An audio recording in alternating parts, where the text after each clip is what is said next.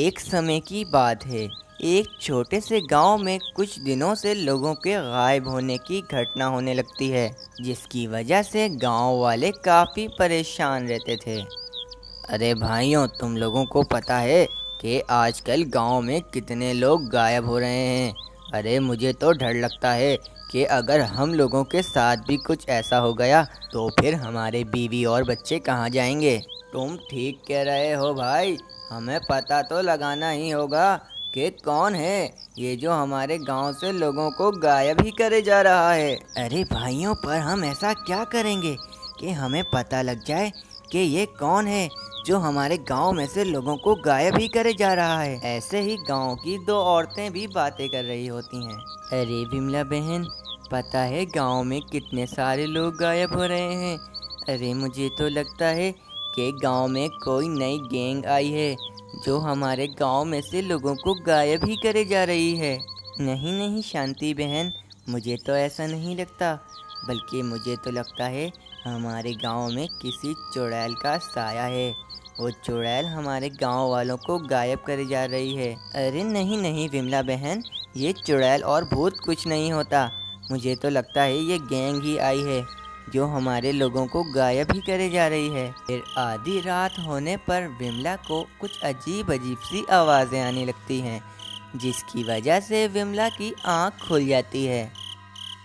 अरे ये बाहर से आवाज़ें कैसी आ रही हैं। अरे चलो जाकर खिड़की से देखती हूँ कि आखिर माजरा क्या है। फिर विमला अपनी खिड़की से अपने घर के बाहर झांकने लगती है। विमला देखती है कि एक चुड़ैल कुछ कटे हुए सिरों को धागों में लटका कर वहाँ से जा रही होती है। विमला की तो ये देखते ही मानो पैरों तले ज़मीन ही खिसक जाती है। अरे ये मैं क्या देख रही हूँ। अरे इस चुड़ैल ने तो लोगों के सिर काट कर बलून की तरह लटकाए हुए हैं। अरे अब मैं क्या करूं? फिर विमला रोहन को उठाकर उससे कहने लगती है, अरे रोहन, हमारे घर के बाहर एक चुड़ैल घूम रही है। उस चुड़ैल के हाथ में लोगों के बहुत सारे कटे हुए सिर हैं। उस चुड़ैल ने लोगों के सिर ऐसे लटकाए हैं जैसे उसने बलून लटकाए हुए हों। अरे क्या बकवास कर रही हो। अरे लगता है तुमने कोई सपना देखा है। चलो सो जाओ और मुझे भी सोने दो। अरे मैंने कोई सपना नहीं देखा। अरे आप एक बार खिड़की में तो चलकर देखो, आपको सब खुद पता चल जाएगा। अरे यार, तुम भी बहुत तंग करती हो। अरे चलो चलकर देखता हूँ कि क्या है घर के बाहर। फिर रोहन खिड़की से अपने घर के बाहर झांक कर देखने लगता है। रोहन देखता है कि उसके घर के बाहर कोई भी चुड़ैल नहीं है। अरे विमला, क्या हो गया है तुम्हें? कोई भी नहीं है बाहर। अरे ना कोई चुड़ैल है ना कोई और। अरे चलकर सो जाओ और मुझे भी सोने दो। अरे आप मानो ना मानो, लेकिन मैंने अपने घर के बाहर एक चुड़ैल को देखा है जिसके हाथ में बहुत सारे कटे हुए सिर थे। फिर जैसे कैसे विमला और रोहन सो जाते हैं और वहीं वो चुड़ैल एक घर में से एक आदमी का सिर काट कर लाती है। अब मैं किसी गांव वालों को नहीं छोड़ूंगी, सारे गांव वालों को मार डालूंगी। अब कोई भी गांव वाला मेरे से बच नहीं पाएगा। मैं सारे गांव वालों के सिर काट कर बलून की तरह यहीं पर लटकाऊंगी। फिर सुबह हो जाती है। सुबह एक आदमी अपने काम पर जा रहा होता है तो उस आदमी को गांव में एक सिर कटा हुआ शरीर पड़ा हुआ दिखाई देता है। वो आदमी उस सिर कटे शरीर को देखकर काफी घबरा सा जाता है। अरे ये क्या, इस आदमी को किसने मारा? अरे इस आदमी का तो सर भी दिखाई नहीं दे रहा। अरे अब क्या करूं? एक काम करता हूँ, सारे गांव वालों को जमा कर लेता हूँ। फिर वे आदमी आवाज देकर लोगों को घर से बाहर बुलाने लगता है। गांव वालों, अपने अपने घरों से बाहर आओ। अरे गांव में एक सिर कटा हुआ शरीर पड़ा है। अरे तुम लोग अपने काम काज छोड़कर जल्दी जल्दी अपने घरों से बाहर आ जाओ। फिर देखते ही देखते कुछ गांव वाले जमा हो जाते हैं। अरे भाइयों, ये देखो, इस आदमी को किसी ने मार डाला। बेचारे का सर भी इसके धड़ से अलग कर दिया। ना जाने इसका सर अभी कहाँ पर होगा। भाइयों, ये क्या हो रहा है हमारे गांव में? अरे ये कब तक चलेगा? आए दिन हमें किसी न किसी का कटा पिटा शरीर गांव में पड़ा हुआ दिखाई देता है। भाइयों, हमें कुछ ना कुछ तो करना पड़ेगा, वरना इस तरह तो हमारे गांव में बहुत ही नुकसान हो जाएगा। पर भाइयों, हम अब क्या करें? हमें पता भी तो नहीं है कि ये कौन है जो हमारे गांव में लोगों को मारे ही जा रहा है। भाइयों, तुम लोगों ने एक बात पर गौर किया कि हमें जब भी गांव में किसी का कटा हुआ शरीर मिला तो आखिर उसका सर ही हमें नहीं मिलता, बाकी पूरा शरीर तो हमें गांव में पड़ा हुआ मिलता है, लेकिन उसका सर हमें आज तक नहीं मिला। हाँ कमलेश भाई, ये बात तो तुम्हारी बिल्कुल ठीक है।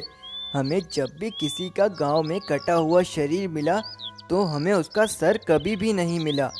अरे भाइयों, मेरे पास एक प्लान है। अगर तुम लोग मेरे प्लान के मुताबिक चलोगे तो हम लोग उसको जल्द ही पकड़ पाएंगे। हाँ भाई, बताओ क्या प्लान है तुम्हारा? तो सुनो भाइयों, मैं रात को गांव में अकेला खड़ा होऊंगा और तुम सारे अपने अपने घरों से मेरे ऊपर नज़र रखना, और फिर जैसे ही जब वो मुझे मारने के लिए आए तो तुम सारे अपने अपने घरों से बाहर आ जाना और हम सब मिलकर उसको पकड़ लेंगे।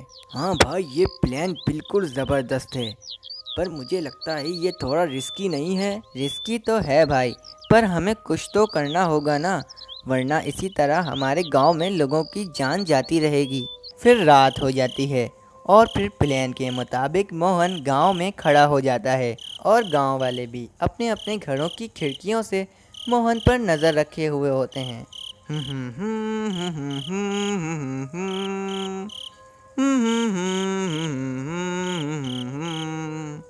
फिर कुछ देर के बाद वो सिर काटने वाली चुड़ैल गांव में आ जाती है।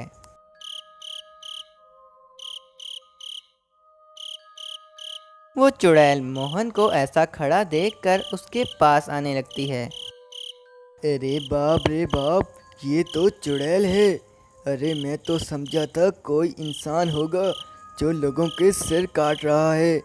अरे इस चुड़ैल के हाथ में तो कितने सारे कटे हुए सिर भी हैं।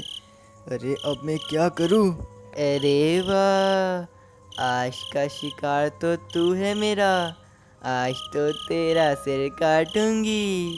गांव वाले मोहन की मदद के लिए मशाल लेकर उस चुड़ैल के पास आ जाते हैं।